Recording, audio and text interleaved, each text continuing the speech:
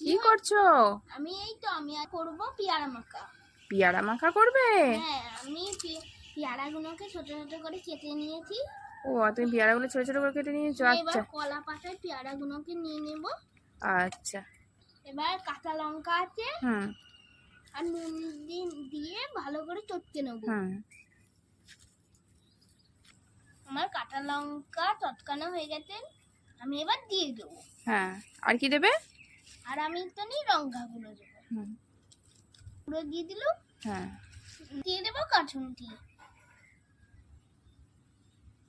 একটু আমি লেবুটা কেটে নিই। লেবু এবার মাখিয়ে নেব। আমার পেয়ারা মাখা রেডি, আমি এবার খেয়ে দেখি। আর দারুণ চমৎকার না? ওই দেখি দাও কেমন হয়েছে, খেয়ে দেখি। বাহ।